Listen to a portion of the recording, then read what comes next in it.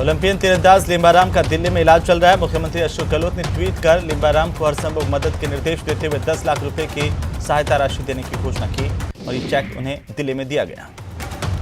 CM ने अपने Twitter पर लिखा कि ओलंपियन तीरंदाज एवं पद्मश्री से सम्मानित लिम्बाराम के स्वस्थ होने का समाचार मिला। श्री लिम्बाराम का दिल्ली में इलाज चल रहा है। उनके उपचार में सहयोग के लिए मुख्यमंत्री सहायता कोष से 10 लाख रुपए की आर्थिक मदद दी जाएगी।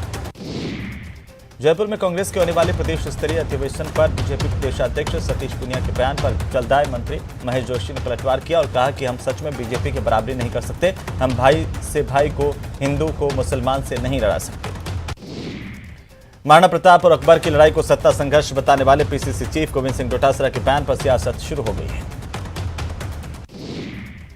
बीजेपी प्रदेशाध्यक्ष सतीश पूनिया ने उन पर निशाना साधा तो मंत्री महेश जोशी अब डोटासरा के बयान के बचाव में उतर आए हैं।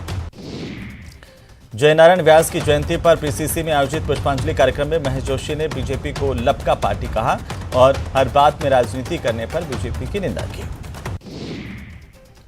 महाराणा प्रताप और अकबर के मामले पर बीजेपी ने मोर्चा खोल दिया है। पूर्व सीएम वसुंधरा राजे ने कांग्रेस से पूरे मामले पर माफी मांगने के लिए कहा है। रीट पेपर लीक मामले में परीक्षा को लेकर लेन-देन का ऑडियो जारी किया गया। छात्र संगठन एबीवीपी ने यह दावा किया कि पेपर लीक के लिए गिरोह के सदस्यों ने पैसे लिए थे। हालांकि न्यूज 18 राजस्थान ऑडियो की पुष्टि नहीं करता। रीट धांधले की सीबीआई से जांच की मांग को लेकर जयपुर में बड़ा प्रदर्शन करने के बाद अब बीजेपी गांव-गांव तक आंदोलन ले जाएगी। बीजेपी के प्रदेशाध्यक्ष सतीश पूनिया ने कहा है कि बीजेपी से सभी मोर्चे इस संघर्ष को लगातार जारी रखेंगे। कांग्रेस नेता रामेश्वर डूडी ने Rajasthan state agro industry development board के अध्यक्ष का पदभार संभाला। इस दौरान कृषि मंत्री लालचंद कटारिया मौजूद रहे। एनएससी के पूर्व सीईओ चित्रा रामकृष्ण पर जांच एजेंसियों का शिकंजा कसता जा रहा है। ताजा जानकारी के मुताबिक चित्रा रामकृष्ण से अब सीबीआई पूछताछ कर रही है। उनके खिलाफ लुकआउट सर्कुलर जारी हो चुका है। अहमदाबाद में जुलाई 2008 में हुए सिलसिलेवार बम धमाकों के 49 दोषियों को शुक्रवार को सजा सुनाई गई। कोर्ट ने 49 में से 38 दोषियों को फांसी की सजा सुनाई है और 11 को उम्र कैद की सजा सुनाई। सिरोही के पिंडवाड़ा में पिंडवाड़ा चौकी इंचार्ज प्रकाश कुमार को एसीबी की टीम ने 5000 रुपए की रिश्वत लेते हुए रंगे हाथों पकड़ा। चूरू में सैनिटरी शोरूम में पिस्टल की नोक पर लूट और रंगदारी के मामले में पुलिस ने 2 आरोपियों को पकड़ा है। आरोपियों से पूछताछ जारी है। कोटा में कोविड की चुनौतियों के बीच पश्चिम मध्य रेल ने 2021-22 के अप्रैल से जनवरी तक 4656 करोड़ रेल राजस्व अर्जित किया है। कोटा के राजीव गांधी नगर में बंद फ्लैट में एक युवक का शव संदिग्ध परिस्थितियों में मिलने से हड़कंप मच गया। पुलिस ने शव का पोस्टमार्टम करवाकर परिजनों को सौंप दिया।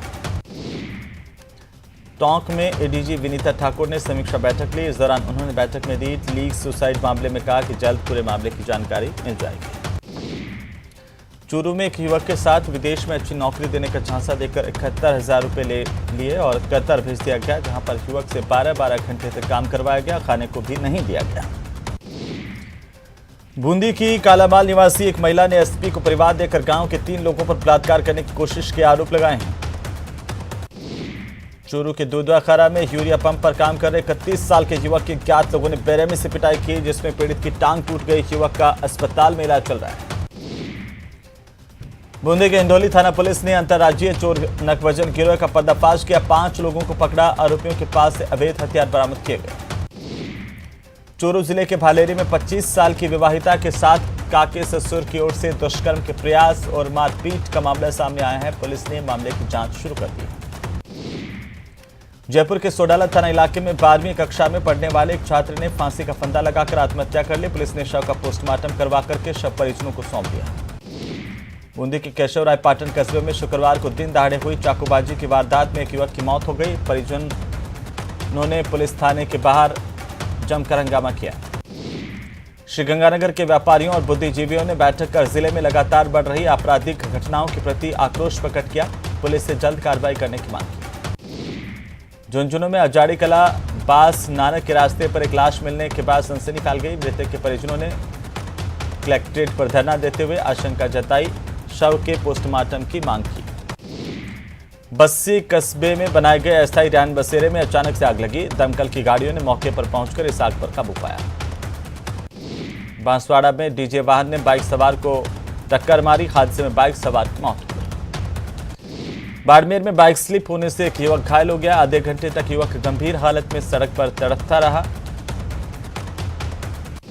चूरू की तारानगर गांव पुनरास में घर के बाहर खेल रहे 3 साल के बच्चे पर आवारा कुत्ते ने हमला किया। गंभीर हालत में इस बच्चे को राजकीय अस्पताल में भर्ती करवाया गया, जहां पर इसका इलाज शुरू किया गया है।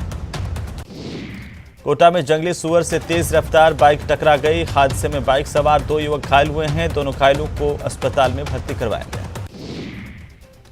राजसमंद में 2 ट्रेलर की आपस में जोरदार टक्कर हुई और इसमें चालकों समेत 3 लोग घायल हुए हैं। गंभीर हालत में घायलों को अस्पताल में भर्ती करवाया गया। करौली में क्रेन की मदद से 100 फीट गहरे कुएं में गिरे बैल को बाहर निकाला गया है। बैल का पशु चिकित्सालय में इलाज जारी है। कोटा में ग्रामीण विद्युत लाइन की चपेट में आने से एक 16 वर्षीय बालक झुलस गया। पीड़ित बालक को उपचार के लिए एमबीएस अस्पताल में भर्ती करवाया गया। सिरोही में एक स्ट्रीट शीटर ने आधी रात को खड़ी गाड़ी में आग लगाई।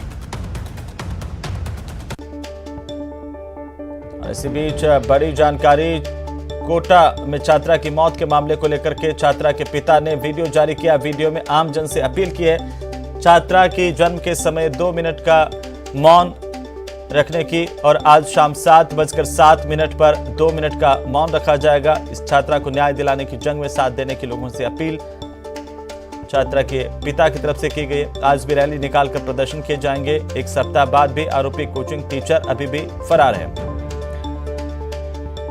आरोपी गौरव जैन का अभी तक कोई सुराग नहीं लग पाया। लोगों का आक्रोश लगातार बढ़ता जा रहा है। गौरव जैन पर हत्या के आरोप हैं। गौरव जैन के कमरे से छात्रा का शव बरामद हुआ था। और इसी बीच एक और बड़ी खबर मिल रही है, जहां पर पाकिस्तान के लिए जासूसी करने वाला जासूस गिरफ्तार किया गया है। तस्वीर आपकी टीवी स्क्रीन पर। अजमेर के किशनगढ़ में पार्किंग स्टैंड का ठेकेदार बताया जा रहा है मोहम्मद यूनुस पाकिस्तान के खुफिया एजेंसियों को महत्वपूर्ण सूचनाएं भेज रहा था। आरोपी से पूछताछ में इंटेलिजेंस की टीम जुटी हुई है। व्हाट्सएप चैट, वॉइस कॉल और वीडियो कॉल के जरिए ये सूचनाएं यहां से भेजी गई थी। आरोपी के फोन को भी इंटेलिजेंस पुलिस ने जब्त किया है। आरोपी सूचना देने के एवज में मोटी रकम पाकिस्तान की खुफिया एजेंसियों से वसूल रहा था।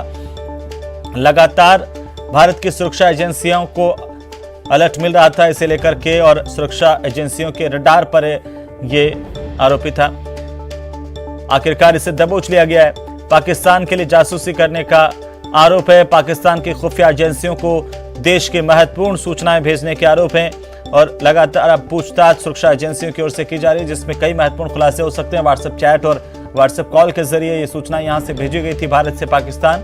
अजमेर के किशनगढ़ में पार्किंग स्टैंड का ठेकेदार है मोहम्मद यूनुस, इसकी गिरफ्तारी हुई है।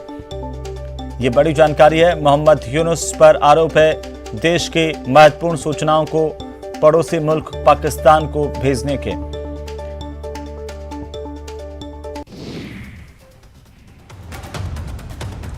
प्रतियोगी परीक्षाओं में धांधली रोकने को और बेरोजगारों को न्याय दिलाने की मांग को लेकर शौर्य चक्र विजेता विकास जाखड़ आंदोलन कर रहे हैं और जाखड़ आंदोलन करते हुए रीट मामले में सीबीआई जांच की मांग कर रहे हैं। सवाई माधोपुर में जमवाय कॉलेज में अवैध फीस वसूली के विरोध में विद्यार्थियों की ओर से आंदोलन जारी रखा था। शुक्रवार को शिक्षा मंत्री ने मोबाइल पर आंदोलनकारियों से बात की और कॉलेज की मान्यता रद्द करने का आश्वासन दिया है।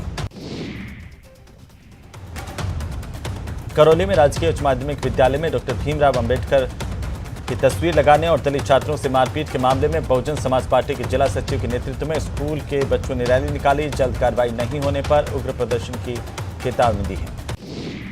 राजसमंद में कुछ अभ्यर्थी रीट परीक्षा परिणाम बहाली को लेकर प्रदर्शन कर रहे हैं। अभ्यर्थियों ने जिला कलेक्टर को मुख्यमंत्री के नाम ज्ञापन सौंपा। बीकानेर में रीट लेवल 2 में उत्तीर्ण हुई महिला अभ्यर्थी परीक्षा कैंसिल होने से दुखी है। इस महिला का कहना है कि उसने अपने बच्चे को नानी के घर छोड़ करके पढ़ाई की थी। कोटा में ग्रामीण बिजली लाइन की चपेट में आने से एक 16 साल के बच्चे के झुलसने की खबर है। पीड़ित बालक का उपचार एमबीएस अस्पताल में जारी है। सिरोही में एक स्ट्रीट शीटर ने आधी रात को खड़ी गाड़ी में आग लगा दी और वहां से फरार हो गया। जानकारी के मुताबिक इसने पहले गाड़ी में तोड़फोड़ भी की। बूंदी के नैनवा क्षेत्र में फ्यूचर जनरल इंश्योरेंस कंपनी के खरीफ फसल खराबा के मैसेज ने क्षेत्र के किसानों की नींद उड़ा दी है। इसमें खरीफ फसल खराबे का नाम मात्र का मुआवजा कंपनी की तरफ से आने के विरोध में किसान सड़कों पर उतरे और बाछोला क्षेत्र के किसानों ने एसडीएम कार्यालय पर प्रदर्शन करते हुए जोरदार नारेबाजी की।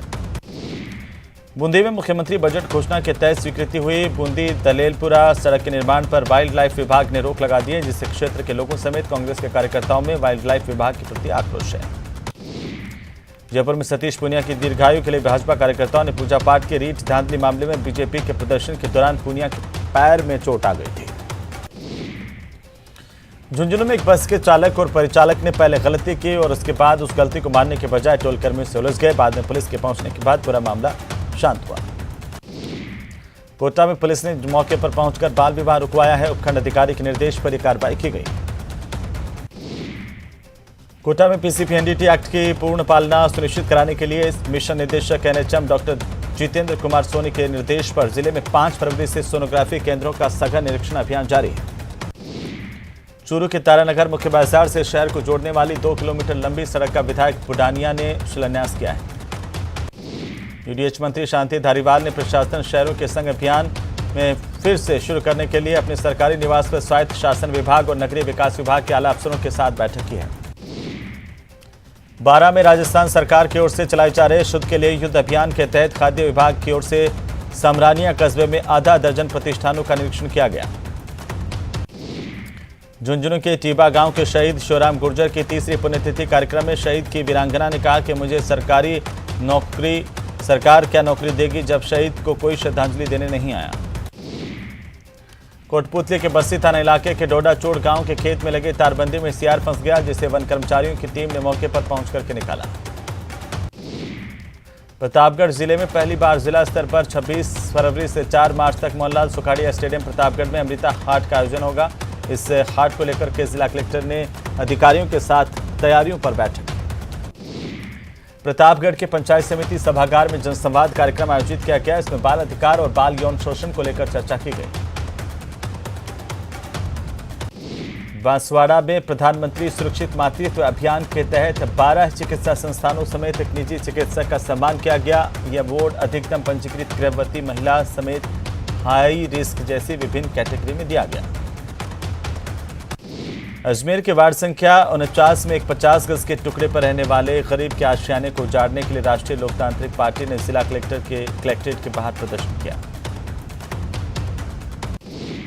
जोधपुर में लूनी पुलिस ने एनडीपीएस मामले में 3 साल से फरार चल रहे 2 आरोपियों को पकड़ने में कामयाबी हासिल की। कोटा में गांजा तस्करी के करीब 3 साल पुराने एक मामले में कोर्ट में हुए फैसला सुनाते हुए एक दोषी को 7 साल के कठोर कारावास की सजा सुनाई है। सजा के साथ इस पर 50,000 रुपये का जुर्माना भी लगाया गया।